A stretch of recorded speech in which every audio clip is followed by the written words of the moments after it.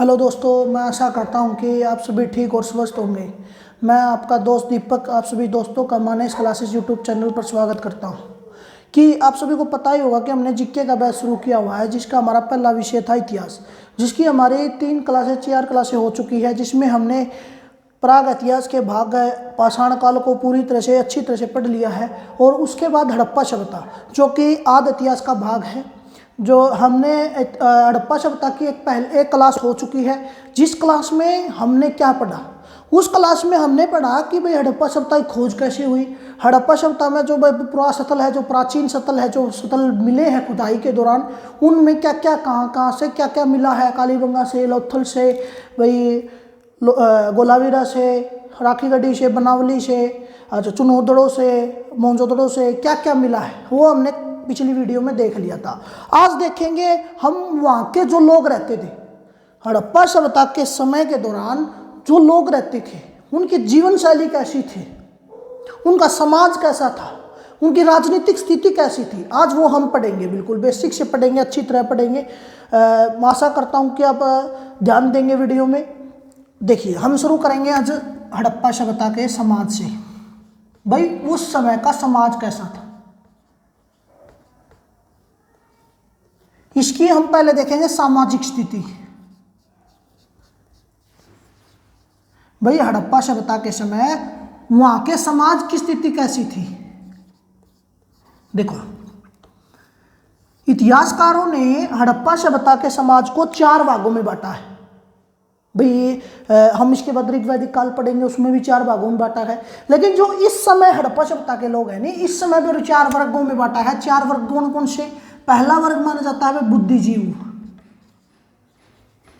जो बुद्धिजीव के वर्ग थे, भाई जिनको ज्ञान था, उनके वर्ग पहले नंबर पर रखा गया, उसको कहा गया है। दूसरा योद्धा वर्ग,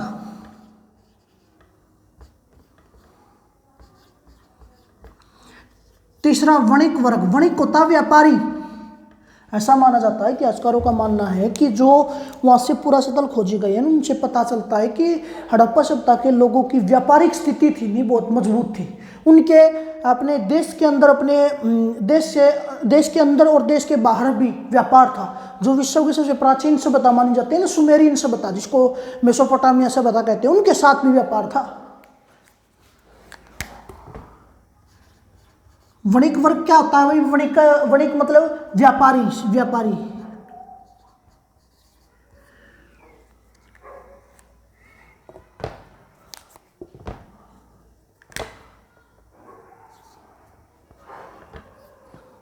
और चौथा लास्ट में श्रमिक वर्ग। श्रमिक मतलब मजदूर वाला वर्ग।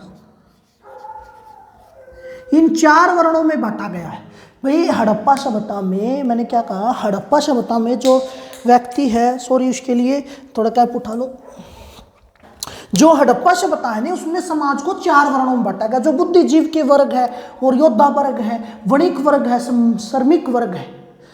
अब क्या कहते हैं कि वहां की सामाजिक स्थिति नहीं, वो सामाजिक स्थिति है, वो एक मातृत्वात्मक समाज है।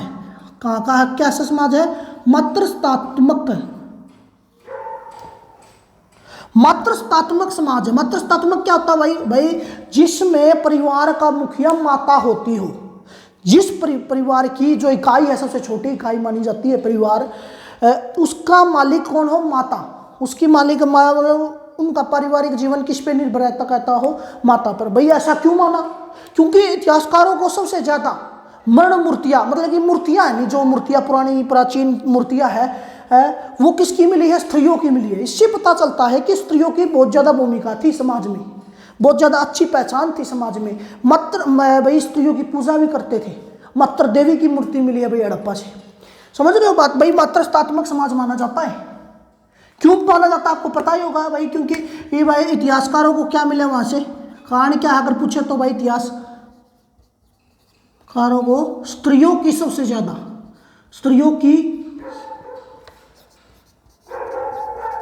ज्यादा मरण मूर्तियां मिली है, सबसे ज्यादा मूर्तियां मिली है, मूर्तियां प्राप्त हुई है। समझ में आई? और क्या भाई उस समाज में क्या था? और वो समाज में क्या था भाई? उस समाज में माना जाता है जो मातृत्वात्मक समाज है, नहीं, वो किस पे निर्भर था? माता पर निर्भर था। और दूसरी बात भाई, इसमें माना जाता है कि उस समय पर सती प्रथा भी लागू थी, माना जाता है नहीं भाई, कोई पक्का साक्ष्य नहीं मिला है। वो किस साक्ष्य के आधार पर कहा जाता है कि सती प्रथा थी उस समय? भाई जो लोथल मैंने पढ़ाया था आपको, लोथल में पुराना सतल, लोथल और कालीबंगा एक ऐसे सतल थे जिसमें क्या क्या मिला था, मैंने बताया था भाई। लोथल और कालीबंगा ऐसे सतल थे जहाँ पर भाई एक ऐसी चीज़ मिली है जो भाई हवन कुंड होगी, अग्निवेदिका होगी, दोनों से यहाँ से साक्ष्य मिले। और दूसरा सबसे बड़ा भाई युगम संविधान मिले। युगम मतलब जोड़े के संविधान मैंने बताया था भाई। संविधान क्या होता है? संविधान क्या होता है भाई? संविधान होता है एक शरीर को दफनाने का तरीका संविधान। समझ रहे हो बात? उत्तर की तरफ शरीर होता, सिर होता था, सिर, और दक्षिण की तरफ पैर होते थे, जो शरीर था भाई, शरीर को दफनाते थे ताबूत में रखकर। तो उसके साथ दो लाशें, दो संविधान मिले हैं एक साथ। इससे अनुमान लगाया गया कि भाई, इतिहासकार अनुमान लगाते हैं कि भाई एक का पति मर गया होगा या उसकी पत्नी को साथ में दफना दिया गया होगा, या पत्नी मरने के बाद पति को साथ में दफना दिया गया था। ये अनुमान लगाया गया। इससे किस चीज़ का पता चलता है कि सती प्रथा का अनुमान लगाते हैं। सॉरी, इसके लिए मैं एक पूरी डिटेल लिख देता हूँ।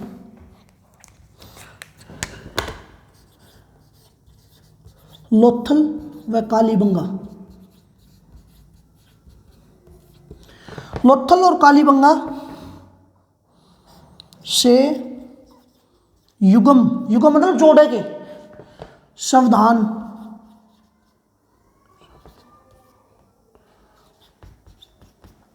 प्राप्त हुए,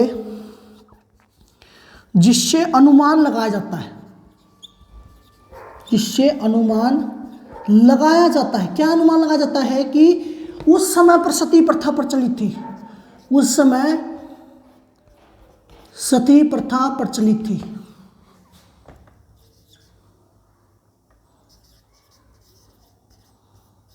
समझ में आएगा ना? समझ में आया? इतना क्लियर है, कोई दिक्कत नहीं। मैंने क्या कहा कि भाई लोथल और कालीबंगा से युगम संविधान मिलने के कारण इतिहासकारों का मानना था कि भाई यहाँ पर सती प्रथा लागू थी। चाहे वो महिला को बड़ा मानते हो या महिला के मरने के बाद उसके पति को साथ में दफना, चाहे वो मनुष्य जो पुरुष था उसको बड़ा मानते हो, भाई पुरुष के मरने के बाद स्त्री को साथ में दफना देते, इस बात का साक्ष्य पूरी तरह से नहीं मिला है, बस ये अनुमान लगाया गया। समझ में आई? और मैंने आपको कल पढ़ाया भी था कि जब आप 12th क्लास की एनसीईआरटी पढ़ते हैं तो एक प्रश्न आता है कि भाई सामाजिक भिन्नता बताते हुए संविधानों के आधार पर सामाजिक भिन्नता कैसे पता चली? कैसे पता चला कि ये अमीर वर्ग का संविधान है, ताबूत है या समाधि है, या जो भी उसको दफनाया गया है भाई ये अमीर आदमी था और ये गरीब आदमी था? कैसे पता चलता है? उनमें जो अंतिम संस्कार करते समय जो वस्तुएं रखी गई थी उनके प्रियजनों द्वारा, उनसे पता चलता है भाई ये अमीर था, ये गरीब था। समझ रहे हो बात? ये कोई मरता है भाई, कोई उनके प्रियजन, उनके माता पिता या उसके भाई या उसके बेटे बेटी, उनके साथ भाई जो अमीर है तो भाई जो उसकी भाई सोने की चेन रख दिया, सोने का कुछ भी ऐसी चीज़ रख दी, या अच्छे मर्दबान रख दिए, वस्त्र रख दिए, अच्छे महंगे महंगे वस्त्र जो भी अच्छे होते हैं। इससे पता चला कि भाई अमीर व्यक्ति था। और इसमें भाई इसके साथ भाई मिट्टी के बर्तन रखे गए, इसके साथ भाई और कुछ अन्य चीज़ें रखी गई जो आम चीज़ें। इससे पता चला कि वो गरीब व्यक्ति है। इसके बारे में क्या लगा? उससे पता चला कि इतिहासकारों को भाई उस समय पर भी सामाजिक विभिन्नता उपलब्ध थी, मतलब सामाजिक विभिन्नता करते थे, उस समय पर भी भेदभाव किया जाया करता था। धर्म के आधार पर अब तक पता नहीं चला, लेकिन इतना पता चला है जो आर्थिक स्थिति के आधार पर भेदभाव जरूर होता था। किस समय पर? हड़प्पा सभ्यता के समय पर। समझ में आया? और यहाँ के जो इनकी व्यापारिक स्थिति थी बहुत ज्यादा मजबूत थी। सामाजिक स्थिति में भी आता ही क्या कहा मैंने भाई, हड़प्पा सभ्यता की जो व्यापारिक स्थिति थी वो बहुत मजबूत थी। व्यापारिक स्थिति बहुत ज्यादा क्या थी? मजबूत थी। मैं बताऊंगा भाई क्या क्या व्यापार करते थे भाई। कोलार कर्नाटक से सोना प्राप्त करते थे, आयात करते थे, मतलब भाई वहां से लाते थे अपना। बदबख्शा से जो अफगानिस्तान में उस समय था, वहां से भाई लार्ज बदमणि को आयात करते थे। समझ रहे हो? भाई कश्मीर से देवदार लकड़ी का आयात करते थे। कई क्षेत्र हैं जो हम पढ़ेंगे आगे जाके। समझ में आया? सामाजिक स्थिति इतनी क्लियर है, कोई दिक्कत नहीं भाई। सामाजिक स्थिति मेरे हिसाब से अनुसार इससे कोई अलग नहीं पूछेगा आपसे।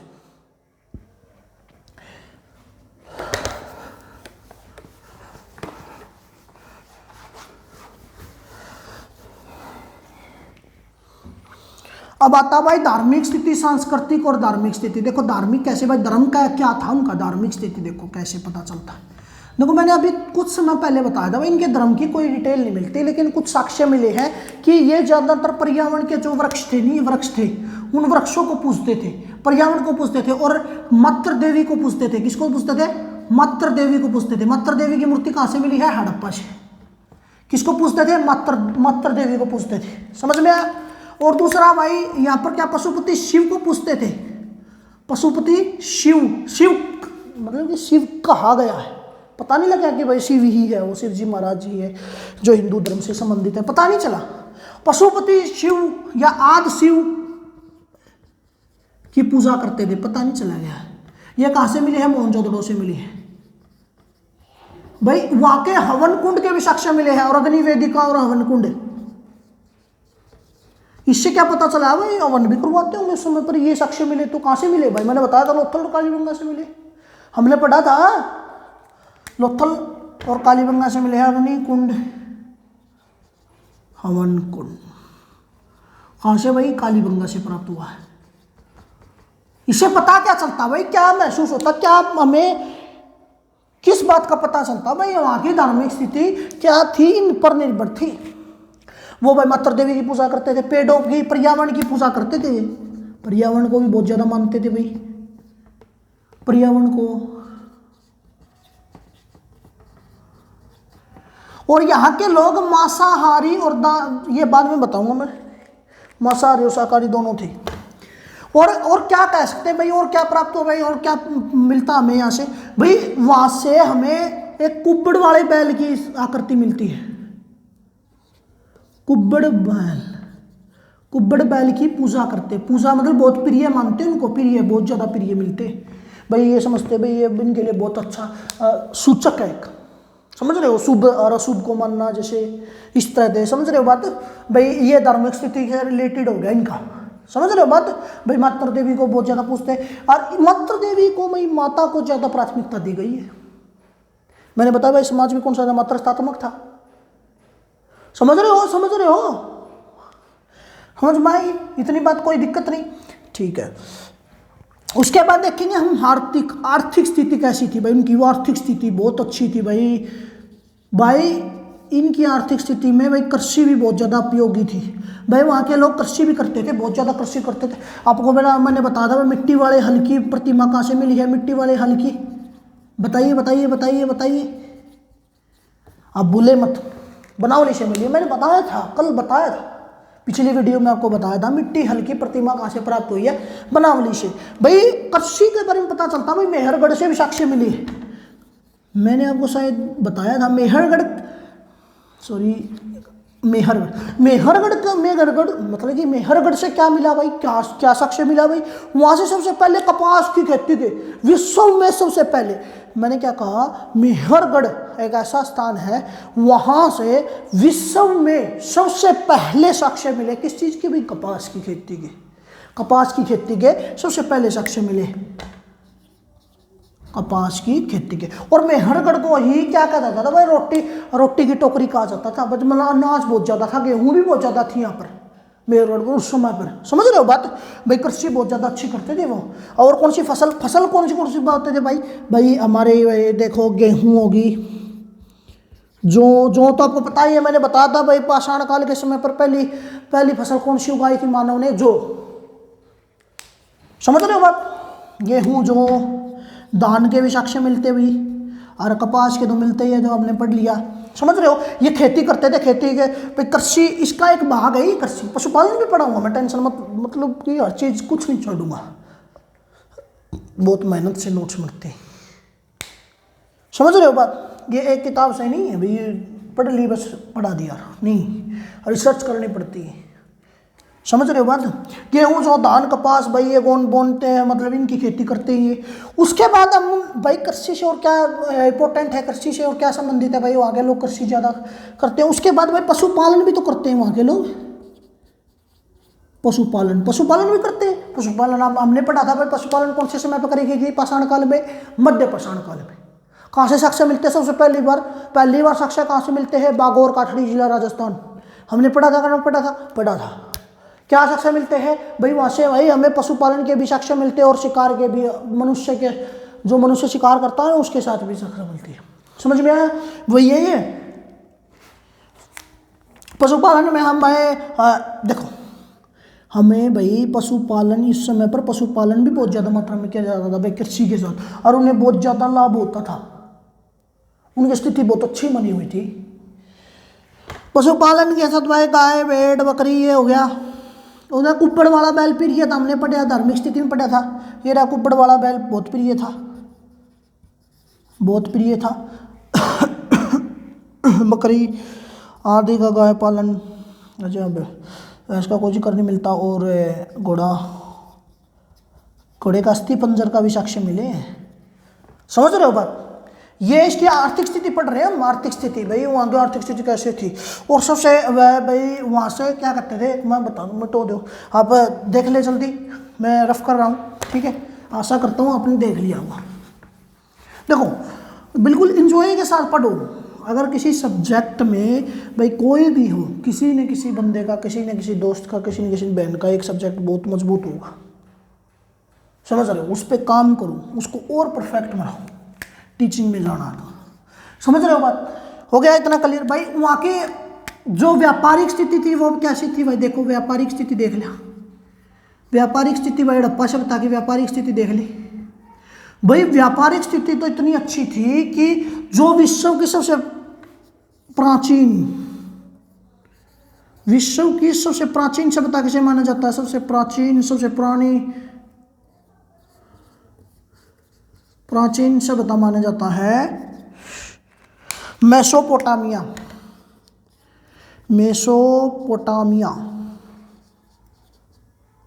और इसका दूसरा नाम है सुमेरियन सभ्यता।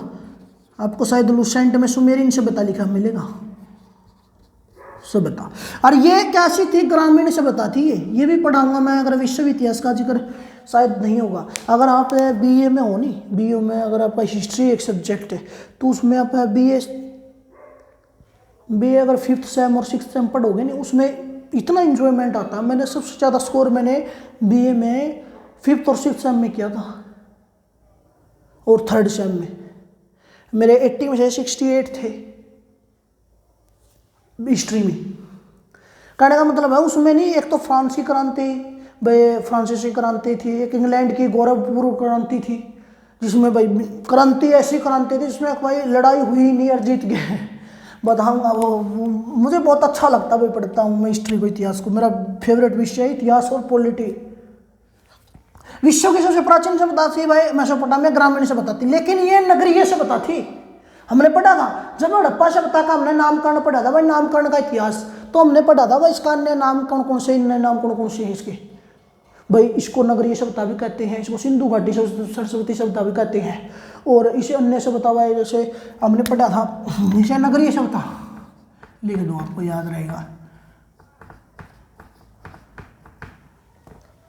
मेसोपोटामिया भाई ग्रामीण सभ्यता थी, ये नहीं थी भाई, ये नगरीय सभ्यता थी, ठीक है। व्यापारिक स्थिति देखो भाई, इसका मेसोपोटामिया के साथ व्यापार था भाई। किसके साथ था व्यापार, मेसोपोटामिया के साथ, पोटामिया के साथ व्यापार था, के साथ व्यापार था भाई। देख लो इतने तेज थे, इतने दूर से व्यापार करते थे अगले। और भाई देखो मैं कुछ नक्षत्र पढ़ा दूं, मैं कहाँ से आयात करते थे। कोलार कहाँ है, ये कर्नाटक में भी। कर्नाटक से क्या आयात करते थे भाई, ये आयात बता रहा हूँ मैं, जहाँ से लाते थे सामान भाई, क्या सोना, समझ रहे हो। दूसरा बदबख्शा कहाँ पर है भाई, ये अफगानिस्तान में,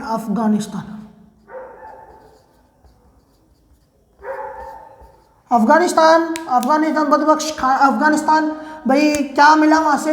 लार्ज वर्ग मनी। और भाई कश्मीर से क्या लाते थे भाई? कश्मीर से भाई दावेदार लकड़ी।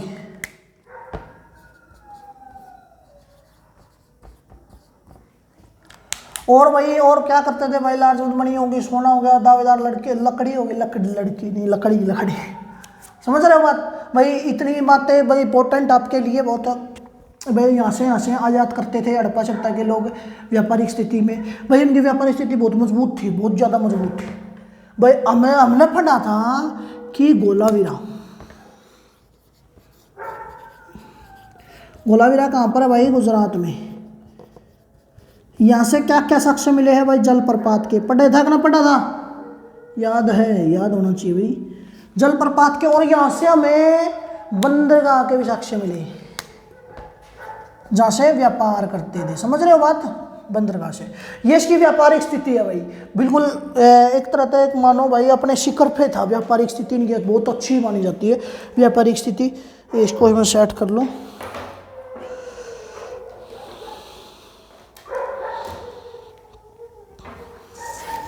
ये तो डस्ट है। इतना समझ में आया? कोई दिक्कत नहीं। अब पढ़ेंगे हम व्यापारिक में। रुको भाई, रुको। देखो वहां पर भाई बट्टे बनाए जाते थे माप के लिए। मापने के लिए क्या बनाए जाते थे? मापने के लिए बट्टे बट्टे बट्टे बट्टे। तोल के लिए जैसे जैसे मैंने छोटे छोटे तोल के लिए ऐसे क्यूबिक साइज में बनाए जाते थे। बड़े छोटे भाई, छोटे इससे छोटे भाई। किससे बनते थे? अगर आप एनसीईआरटी पढ़ोगे ना, 6th क्लास की एनसीईआरटी, उसमें लिखा पाएगा ये बट्टे ये बनते थे चार्ट पत्थर से। और मोहरे भी बनती थी। मोहरे किससे बनती थी भाई? शैल खड़ी पत्थर से। किससे? शैल खड़ी से। हम पढ़ेंगे ये भी शैल खड़ी पत्थर से बनती थी। और भाई जो मनके बनते थे, जो मनके मरते थे, मनके कहाँ से बनते थे भाई? क्या बनते थे? बताओ। मनके बनते थे कार्निलियन पत्थर से। कार्निलियन पत्थर से। समझ रहे हो बात? क्या कह रहा हूं मैं भाई? मापने के जो बट्टे होते थे नहीं, बट्टे ऐसे, वो बनते थे चार्ट पत्थर से। किससे? चार्ट पत्थर से। मनके कौन से पत्थर से बनते थे? कार्निलियन पत्थर से। और जो मोहरे थी, सिक्के थे, वो किससे बनते थे? शैल खड़ी से। समझ रहे हो? समझ में आया? इतना क्लियर है? कोई दिक्कत नहीं। व्यापारिक स्थिति में इतना ही बहुत है। और मेरे हिसाब से, मेरे अनुसार कुछ इससे ज़्यादा इंपॉर्टेंट नहीं है। अब आ गया हमारा व्यापारिक स्थिति हो गई भाई। हम आते हैं भाई सबसे इंपॉर्टेंट से, जिसके लिए विख्यात है भाई। हड़प्पा सभ्यता बहुत ज्यादा प्रसिद्ध है। नगरीय सभ्यता, नगर व्यवस्था। देखो भाई इसकी नगर व्यवस्था बहुत ज्यादा इंपॉर्टेंट है।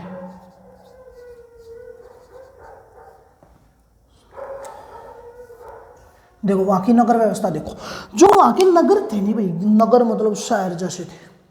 वहाँ की गलियाँ, सड़कें थी भाई। सड़कें देखो, बता दूँ मैं पहले। सड़कें थी भाई, एनसीईआरटी में जब पढ़ोगे 13 से 33 फुट चौड़ी थी। 13 से 33 फुट क्या थी? चौड़ी थी। 13 से 33 फुट चौड़ी थी। लेकिन गलियाँ देखोगे, आप गली इतनी ज़्यादा चौड़ी नहीं होती थी। 13 से 33 फुट छोटी सड़क नहीं होती। समझ रहे हो बात? अबे सड़कें तो इतनी बड़ी थी और गलियाँ ज़्यादा चौड़ी नहीं होती थी। गलियाँ भाई 3 से 8 फुट चौड़ी होती थी शायद। समझ रहे हो बात? नगर व्यवस्था कैसी थी वहाँ की? नगर मतलब कहने का मतलब है इनको ये बिल्कुल समकोण थी। समकोण मतलब आगे जाकर एक दूसरे को काटती नहीं थी ऐसे गलियाँ। मतलब कि आज के समय भी बहुत ज़्यादा है ऐसे करके ऐसे गलियाँ नहीं थी कोई भी। गलियाँ क्या थी? बिल्कुल स्ट्रेट थी, समकोण थी, एक दूसरे के समकोण। देखो ये होगी भाई सड़क या गली, कोई भी मानो एक दूसरे को समकोण में बढ़ती थी भाई। ये गलियाँ होगी, ठीक है? समझ रहे हो? ये देखो यहाँ से काट रही है कि ना? बिल्कुल समकोण होगी सीधी, ठीक है? नहीं समझ में आएगी ना? क्लियर है? कोई दिक्कत नहीं भाई। समकोण पर काटती थी और ये चौराया बन जाता था। चौराया मतलब कि 4 रास्तों वाला। समझ रहे हो? और उसके बाद क्या था भाई इसमें खास क्या था? इसके सारे नालियाँ थी। ये नालियाँ, और ये नालियाँ क्या कर दी थी भाई? पत्थर से ढक दी थी। समझ रहे हो बात? ये यहाँ पर पत्थर लगा दिया, और पत्थर लगा दिया तो पत्थर लगाने के बाद उसमें छेद रह जाते थे। छेद के लिए उसमें चारकोल का लेप लगा देते थे। चारकोल का लेप क्यों लगा देते थे? क्योंकि उस समय जो भी डंगा वहाँ से जाता था, जहाँ पे जो भी कूड़ा करकट वहाँ से नाली के द्वारा निकलता था बाहर, तो उसमें बदबू ना आए, उसमें अच्छी कीड़े मकोड़े या जो भी है मक्खियाँ वहाँ पर बिन बनाई नहीं, जिससे बीमारी फैले नहीं। इतनी साफ सफाई थी। आज के समय पे गाँव में नगरों में ऐसा भी नहीं है, उस समय पर इतना विकसित हो गया था, ये सब बता इतनी विकसित थी। समझ रहे हो बात? चारकोल से ढक देते थे। हो गया इतना क्लियर? बिल्कुल क्लियर है।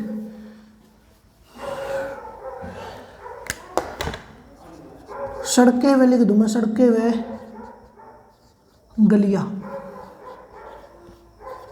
एक दूसरे को समकोण पर काटती थी। समझ रहे हो? और नालियों को पत्थरों के द्वारा, समझ रहे हो, पत्थरों के द्वारा ढक दिया जाता था। अच्छा, मैंने आपने पढ़ा था हड़प्पा मोहनजोदड़ो पढ़ा था, मृतकों का टीला शब्द अर्थ है, तो उसमें मैंने पढ़ा था एक विशाल स्नानघर है जिसकी 11.88 मीटर चौड़ाई है, 7.01 है भाई इसकी मतलब उसकी लंबाई थी, चौड़ाई ये है, समझ रहे हो, 2.43 गहराई है। तो वो थी नहीं, उसमें निकासी भी थी। मैंने बताया नहीं था आपको भाई, जो गंदा पानी हो जाएगा तो उसको बाहर निकालने के लिए निकासी थी। निकासी मतलब नाली थी। समझ रहे हो बात?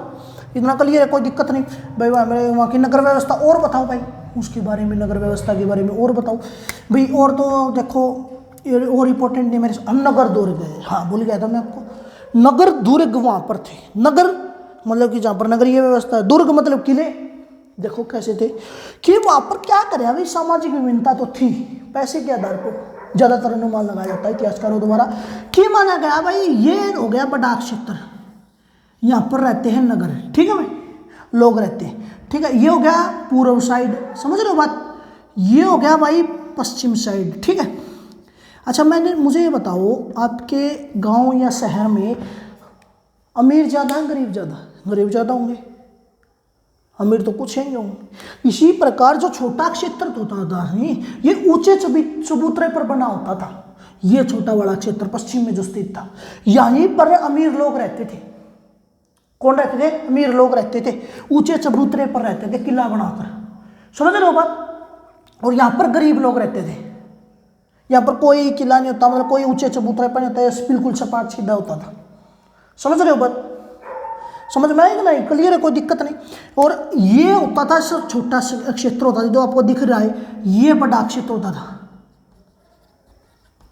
और ये क्या होता था? ऊंचे चबूतरे पर स्थित होता था। नगर दुर्ग इसी को कहते हैं, ठीक है। ऊंचे चबूतरे पर स्थित होता था, ये नहीं होता था, इस बिल्कुल समतल होता था, ठीक है। समझ रहे हो बात? कोई दिक्कत नहीं, ठीक है भाई। ये नगर दुर्ग हो गया। और उसके बाद भाई हम देखते हैं स्थापत्य कला। स्थापत्य कला मतलब भाई घरों की बनावट कैसी थी, ये तो बता दो। बिल्कुल कला देख लो भाई, इसकी स्थापत्य कला कैसे थी। मैंने बताया था भाई, मनके बनाते थे। मनके भाई कौन से पत्थर से बनाते थे बताया था मैंने, कार्निलियन पत्थर से। एनसीईआरटी में आएगा ये बिल्कुल अच्छी तरह। स्थापत्य कला देखिए इंपॉर्टेंट है ये भाई, कौन से पत्थर से कौन सी क्या चीज़ मिलती है, मोहरे किस पत्थर थे मन से पूछ लेते हैं, समझ रहे हो बात? स्थापत्य कला, स्थापत्य कला भाई वहाँ के जो घर थे वो कैसी किस तरह की बनावट थी उनकी। देखो घर की बनावट बताता हूँ मैं। ये हो गया बिल्कुल मेन गली, मेन सड़क भाई, सड़क, ठीक है। ये हो गया हमारा घर, हमारा ही लगा लो, उससे मैं पर हड़प्पा से तब मैं भी रहता था, समझ रहे हो। ये मेरा घर था। मैंने क्या करा, मैं बहुत दिमागदार था, मतलब कि मैं था उस टाइम रहता था। मैंने क्या करा भाई, सड़क के सामने जो मेन गली है ना, उसके सामने मैं अपना दरवाज़ा नहीं खोलूंगा, मैं खोलूंगा पीछे की तरफ, जो जिसके समय आम गली है, बिल्कुल कुछ भी नहीं है, मेन सड़क है ही नहीं, मेन गली है ही नहीं। तो मैंने यहाँ पर बना दिया अपना दरवाज़ा, बढ़िया, ठीक है। यहाँ पर होते थे भाई कमरे भी, यहाँ पर हो गया कमरे इस साइड में, समझ रहे हो, इस तरह के कमरे हो गए, समझ में। ये दरवाजा हो गया। और हर एक आंगन होता था, हर एक घर में आंगन जरूर होता था। आंगन होने के कारण यहाँ पर आंगन में कुआं होता था जरूर, हर घर में कुआं मिलेगा, खींचते रहो पानी, समझ रहे हो बात? ये ऐसे करा दी, मतलब इसमें पूछ क्या लेता भाई, इसमें पूछता क्या है भाई। भाई जरा ये इसकी याद करने की एक मुख्य बात ये है बस, ये जो घर थे नहीं वो इनका दरवाजा मुख्य गली में न खुलकर आम गली में खुलता था, मतलब पीछे की ओर खुलता था इनका दरवाजा। समझ रहे हो, समझ में आई बात? इतना क्लियर है, कोई दिक्कत नहीं। स्थापत्य कला इतना ही है बस, स्थापत्य कला में, समझ रहे हो। और हड़प्पा सभ्यता भाई और क्या क्लियर है, मेरे अनुसार तो इसमें लगभग आपका चैप्टर कंप्लीट हो गया है हड़प्पा सभ्यता में, नगरीय सभ्यता में। हमने भाई नगरीय राजनीतिक स्थिति याद आ गया, राजनीतिक स्थिति नहीं पढ़ी हमने, आप बताएंगे नहीं। राजनीतिक स्थिति पढ़ेंगे भाई, वहां पे राज कौन कर रहा था भाई, वहां का राजा शासक कौन था। देखो सच बताऊं, देखो मेसोपोटामिया के साथ इतिहासकारों ने इनकी तुलना करी। क्यों करी भाई तुलना मेसोपोटामिया के साथ ही क्यों करी? क्योंकि इतिहासकारों का मानना था भाई ये व्यापार करते हैं, किसके साथ करते हैं व्यापार? मेसोपोटामिया के साथ। तो इनकी राजनीतिक स्थिति मेसोपोटामिया के साथ करी। पोटामिया, देखो मेसोपोटामिया की से पता है नहीं, जो उनसे तुलना करी। क्या ये ग्रामीण से बताते भाई? पता चल गया यार, ग्रामीण ये नगरीय थी, ठीक है, अंतर है नहीं कहना, है नहीं, समझ रहे हो। और सबसे बड़ा अंतर है यहाँ पर भाई मंदिरों के साक्ष्य मिले सबसे ज्यादा यहाँ पर, इसीलिए यहाँ के इतिहासकारों ने क्या माना कि यहाँ का राजनीतिक स्थिति पर किसका प्रभाव था? ब्राह्मणों का था, क्योंकि मंदिरों के साक्ष्य सबसे ज्यादा मिले। तो इससे अनुमान लगाया इतिहासकारों ने भी मेसोपोटामिया पर राजनीतिक स्थिति पर किसका प्रभाव था? ब्राह्मणों का, बुद्धिजीवी का। समझ रहे हो बात? समझ में नहीं क्लियर है? मंदिरों के ज्यादा साक्ष्य मिले, मंदिरों के साक्ष्य मिले। ये इसमें किसके साक्ष्य मिले? हड़प्पा में भी नहीं भाई, मंदिरों के साक्ष्य नहीं मिले हैं, बिल्कुल भी नहीं मिले भाई, मंदिरों के साक्ष्य नहीं मिले हैं भाई। समझ में आया कि ना? क्लियर है, कोई दिक्कत नहीं भाई, मुझे पता है यार मंदिरों के साक्ष्य नहीं मिले, समझ में। और दूसरी बात भाई, क्या किसकी राजनीतिक स्थिति मानेंगे? वहां पर है किसका शासन, ये तो बताओ भाई। वहां के माना भाई इतिहासकारों का भाई यहाँ पर व्यापार बहुत बड़ी मात्रा में हो रहा है भाई, व्यापार बहुत बड़ी मात्रा में हो रहा है। और व्यापार से वहाँ का वर्ग है नहीं बिल्कुल एक तरह से ऐसा वर्ग है जो कि धन संपदा में उच्च स्तर पर है, मतलब कि धन संपदा ज़्यादा उनको व्यापारिक स्थिति। तो हमने सोचा कि भाई क्यों न कुछ इतिहासकारों का, सभी इतिहासकारों का नहीं, कुछ इतिहासकारों का मानना है कि राजनीतिक स्थिति पर किसका प्रभाव था भाई? उनके कहाँ के व्यापारिक था, वणिक वर्ग था, जो वणिक वर्ग का माना गया भाई। क्या माना गया? इस पे प्रभाव था, मतलब ये हेड है, बाकी पक्का नहीं कह सकते। इसके बारे में इतिहासकारों में मतभेद है। राजनीतिक स्थिति के बारे में क्या है? मतभेद है। वही राजनीतिक स्थिति भाई, उस पर कौन सा वर्ग शासन कराया करता भाई, इसके बारे में आज तक कोई भी डिफाइन नहीं करी। और इसकी लिपि के बारे में देख लें भाई। हाँ लिपि भाई, इसकी लिपि का नाम भाई चित्राक्षर लिपि नाम रखा है भाई, चित्राक्षर। चित्राक्षर क्या मतलब? अक्षर मतलब भाई अक्षर, ये का खा मैं द ये अक्षर। वो चित्रा मतलब चित्र, इसमें मतलब ऐसी लिपि जिसमें क्या हो, चित्र भी हो और अक्षर भी हो। समझ रहे हो बात? समझ रहे हो? चित्राक्षर में लिपि। और क्या कहा भाई इस लिपि को? अरे इस लिपि को सबसे पहली बार पढ़ने का प्रयास किसने कहा था? श्री महादेवन ने, जो कि बिल्कुल असफल हो गए। आज तक इसकी लिपि पढ़ी नहीं गई है। समझ रहे हो कि नहीं समझ रहे हो? बात समझ में आई नहीं? क्लियर है, बिल्कुल कोई दिक्कत नहीं। ठीक है, राजनीतिक स्थिति में बिल्कुल अज्ञात, अब तक कुछ भी पता नहीं चला गया भाई राजनीतिक स्थिति, इसमें किसका प्रभाव था, किसका ज़्यादा प्रभाव नहीं था। मैं आशा करता हूँ कि आप सभी को भाई इतना समझ में आ गया होगा, क्योंकि इस चैप्टर में मेरे अनुसार भाई कुछ भी नहीं रहा। समझ रहे हो बात? ठीक है भाई। मुहरे बर्दबांड करवा दिए, सैंधव कला करवा दिया भाई। सैंधव कला में सिंधु घाटी सभ्यता में भाई जो उसकी कला के क्षेत्र क्या क्या कौन कौन बनाते हैं ये बता दिया मैंने भाई। मन के किस्ते बनते हैं, किससे बनते हैं, मोहरे किससे बनती है, ठीक है बता दिया मैंने। ठीक है, हाँ पूरा कंप्लीट हो गया मेरे अनुसार आपका चैप्टर कंप्लीट यहीं पे। मैं आशा करता हूँ कि आप सभी को जितना पढ़ाया उतना समझ में आया होगा। अगर कोई भी डाउट है तो आप कमेंट बॉक्स में ज़रूर लिखें। और मेरे अनुसार मैंने ये चैप्टर बिल्कुल बेसिक से आराम से एडवांस तक करवा दिया। समझ में आई बात? क्लियर है, कोई दिक्कत नहीं। तो मैं आशा करता हूँ कि आप सभी को ये चैप्टर अच्छी तरह समझ में आया हो। अगर कोई डाउट है तो कमेंट करें, अगर पसंद आया तो लाइक करें, पसंद नहीं आया तो अनलाइक भी करें और शेयर करें। कमेंट बॉक्स में अपना फीडबैक ज़रूर लिखें। जय हिंद, जय भारत।